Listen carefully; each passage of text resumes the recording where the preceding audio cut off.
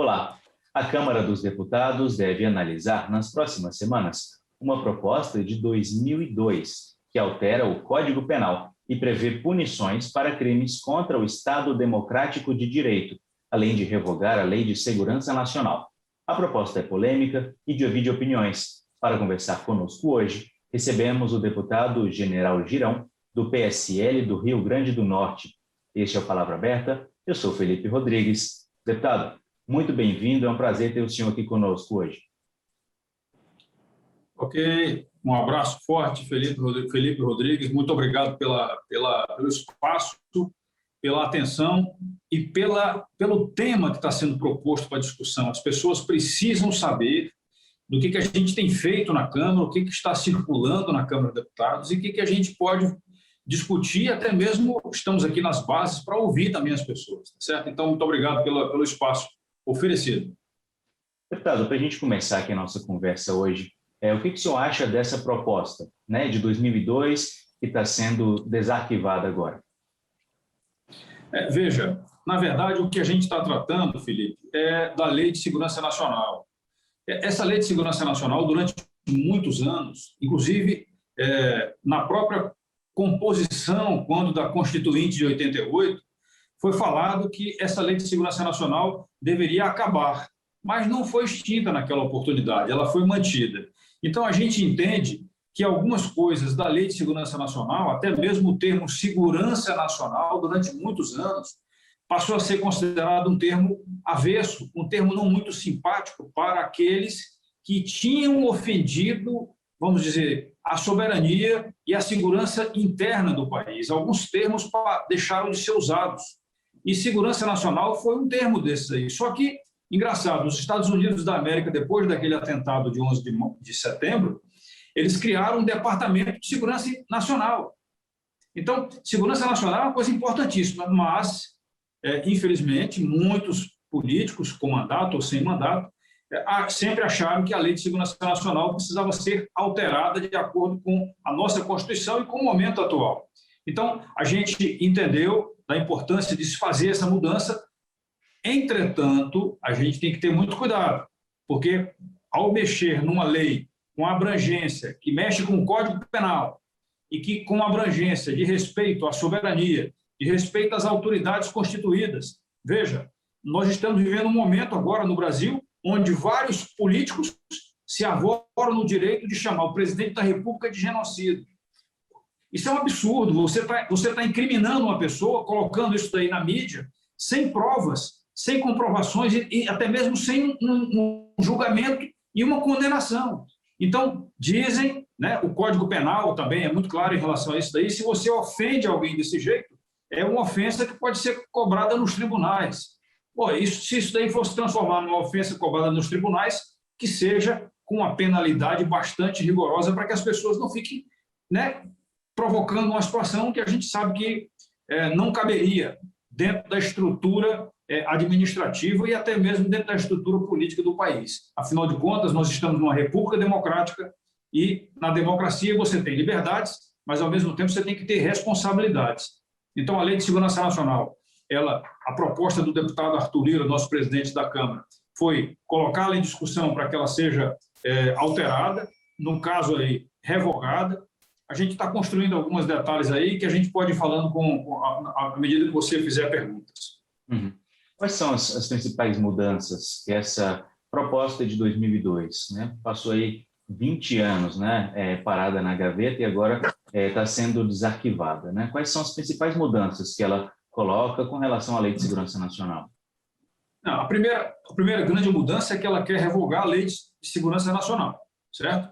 A Lei de Segurança Nacional que foi utilizada ultimamente agora pelo Supremo Tribunal Federal para enquadrar alguns deputados, enquadrar algumas pessoas que resolveram ir para as ruas para se manifestar a respeito de uma situação que a gente precisa que seja obedecida, que a Constituição brasileira, ela prevê claramente que os poderes são independentes, mas devem ser harmônicos entre si.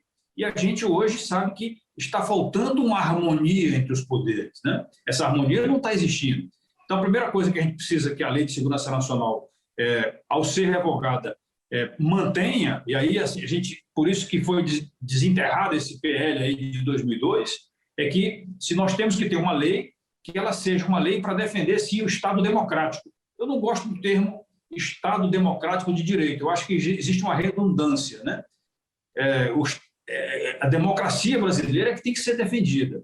Muitas pessoas abrem a boca e falam em democracia sem muita propriedade de saber o que estão defendendo. A começar pelo fato simples de que a República Democrática ela pressupõe liberdades, de culto, liberdade de religião, né? Pressupõe alguns direitos de pessoas que a gente sabe que regimes comunistas não têm. Então, a gente tem uma certa incoerência nesse sentido. O primeiro ponto fundamental, então, é a revogação da Lei de Segurança Nacional. Esse é um ponto fundamental. O outro que eu digo que é um ponto que precisa ser muito bem analisado, e nós temos conversado isso com a deputada Margarete, que está relatando esse PL, que a gente insiste que é importante que isso seja levado a uma comissão especial. Eu sou um dos defensores, junto com outros deputados do PSL, que nós precisamos que esse PL seja discutido numa comissão especial, porque ele revoga uma lei importantíssima para a soberania do país. Por exemplo, dentro da Lei de Segurança Nacional, nós tínhamos o enquadramento de que um dos crimes fortes ali é você atentar contra a integridade territorial do país. Existem, no passado, movimentos que tentaram separar o Brasil. Então, é um crime de altíssima gravidade você querer separar o país, quebrar a integridade territorial. É uma das cláusulas pétreas do Brasil, a integridade territorial, regime democrático, é outra cláusula pétrea. Então, nada disso daí poderá ser alterado, ser mexido. Então, esse é um dos pontos que eu considero como sendo um dos pontos fundamentais. E tem um ponto que eu digo que é um ponto perigoso e que a gente está discutindo isso com a deputada Margarete, que é no tocante à atualização em relação ao processo eleitoral. O que a gente tem hoje? O Brasil, com o passar dos anos, com as eleições se transformando em eleições eletrônicas, né? Com o voto online, o voto colocado na medida que a gente tenha essas urnas eletrônicas, nós temos a votação, talvez uma das votações mais rápidas do mundo, é o processo eleitoral brasileiro, só que é um processo eleitoral que ainda depende de alguma coisa que a gente chama de validação do voto, a comprovação do voto, se ele realmente foi aquilo que você clicou no computador durante o seu processo eleitoral. Então, a gente está querendo que a gente possa inserir ali também a obrigatoriedade, por mais um instrumento, a obrigatoriedade de que o voto validado possa vir a acontecer. O que é isso daí? É o voto auditável. Nós precisamos fazer com que haja uma possibilidade de que a urna eletrônica que deposita o nosso voto eletrônico, que ela possa também ser auditada, ter a comprovação de que aquele voto realmente foi computado ao final. E o último ponto, que eu considero também como importante, é sobre o uso das redes sociais. Quando eu entrei na política, Felipe, falava-se que para você conseguir votos, você deveria usar os 3 S: saliva, suor e solado de sapato. Com esses 3 S sendo praticado, você conseguiria se eleger. Na medida que nós entramos na campanha política, nós começamos a ver que não bastavam só os 3 S, né? Tinha que entrar um 4º S que uma senhora me falou que era sorte. Ok, muito obrigado, um 4º S de sorte. Mas aí nós usamos muito as redes sociais.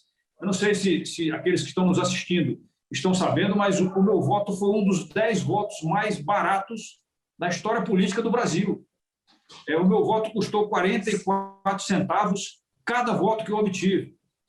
Por quê? Porque eu usei muito as redes sociais. Então, a gente colocou um 5º S para ser agregada a tudo isso daí, que é o celular. Na verdade, eu sei que celular não é com S, mas o smartphone é com S. Então, essa alteração da Lei de Segurança Nacional, com esse PL 6764, a gente pretende que sejam criados, sim, instrumentos de controle, mas que seja liberado para que as redes sociais possam fazer o seu trabalho de divulgar a sua intenção de candidato.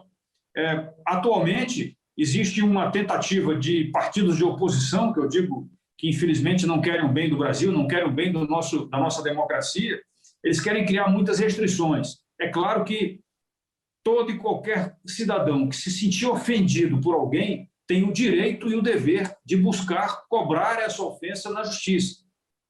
Agora, não pode você colocar qualquer afirmação, qualquer postagem que seja colocada nas redes sociais que seja considerada como fake news por alguém que ache que aquilo dali é fake news. As pessoas costumam mentir muito na política brasileira, infelizmente, e quererem incriminar a gente. A redação do PL que veio para nós não agradou e a gente questionou de imediato a deputada Margarete, que acatou o nosso questionamento. Então, a gente tem essas preocupações, sim. Eu espero que a gente consiga, na semana que vem, prosseguir um pouco mais e, em conclusão, em síntese, nós precisamos levar esse PL para ser discutido numa comissão especial. Que a gente faz uma audiência pública, a gente chama mais deputados, porque, por enquanto, poucos estão participando desse debate, né? Ele está muito restrito, muito fechado. E não se deve mexer numa lei com esta magnitude da Lei de Segurança Nacional, que protege a soberania do país, que protege o cidadão brasileiro na sua liberdade individual, né? Um dos direitos básicos da democracia é exatamente a liberdade de imprensa, liberdade de expressão, e a gente precisa, sim.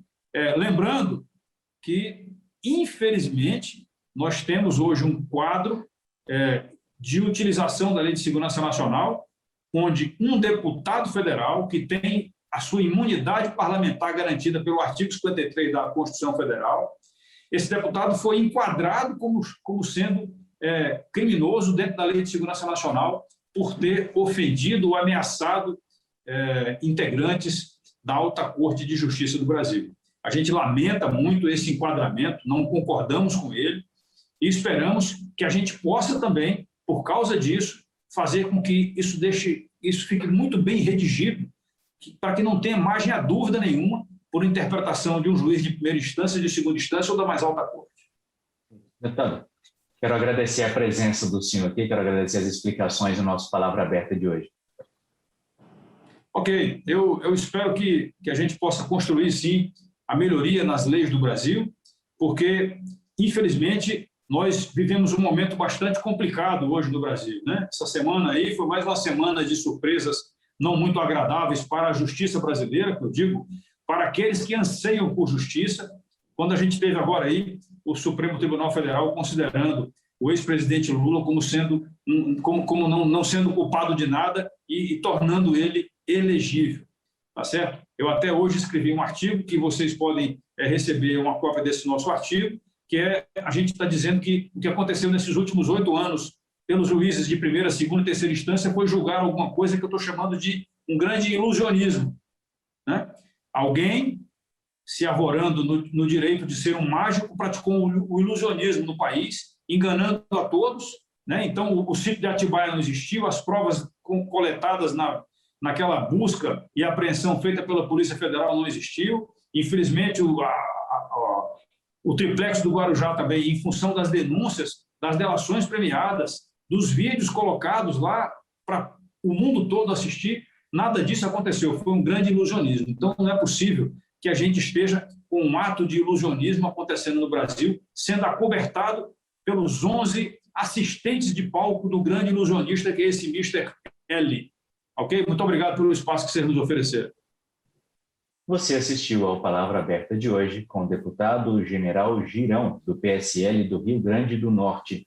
Foi um prazer ter você conosco mais uma vez. Eu sou Felipe Rodrigues. Não se esqueça de fazer o download do aplicativo Câmara ao Vivo, que já está disponível nas lojas de aplicativos App Store e Play Store. Até a próxima!